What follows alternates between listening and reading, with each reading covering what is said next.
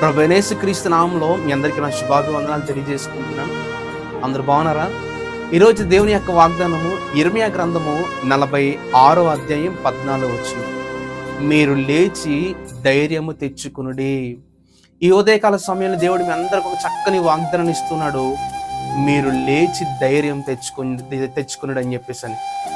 కొన్ని సందర్భాల్లో మనకున్నటువంటి అప్పుల బాధలు కావచ్చు, అనారోగ్య పరిస్థితులు కావచ్చు, మనల్ని కృంగదీసేసి ఎంతో భయానకమైనటువంటి పరిస్థితులకి మనల్ని తీసుకువెళ్ళిపోతూ ఉంటాయి. అయితే అటువంటి పరిస్థితులు ఉన్నటువంటి వారందరితో కూడా దేవుడి ఉదయకాల సమయంలో మాట్లాడుతున్నాడు. మీరు లేచి ధైర్యం తెచ్చుకున్నాడు అని చెప్పేసి.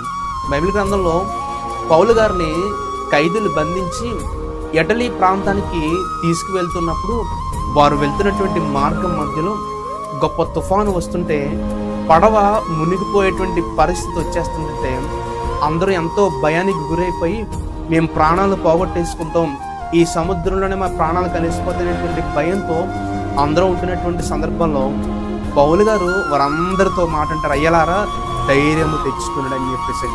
ఎందుకంటే పౌలు గారు దేవుని మీద విశ్వాసం ఉంచారు కనుక, దేవుడు ఆల్రెడీ పౌలు గారితో మాట్లాడాడు కనుక ఆ మాటను బట్టి, ఆ విశ్వాసాన్ని బట్టి ధైర్యంతో వారందరితో అంటున్నాడు, ధైర్యం తెచ్చుకున్నాడు అని చెప్పేసి. ఈ యొక్క ఉదయకాల సమయంలో దేవుడు మీతో కూడా మాట్లాడుతున్నాడు. మీకున్నటువంటి శ్రమలను చూసి కృంగిపోకుండా, మీకు ఎదురవుతున్నటువంటి ఇబ్బందులను చూసి కృంగిపోకుండా ధైర్యంగా నిలబడి ధైర్యం తెచ్చుకుని ఉండాలని ఆశిస్తూ నా యొక్క మాటలను ముగిస్తున్నాను.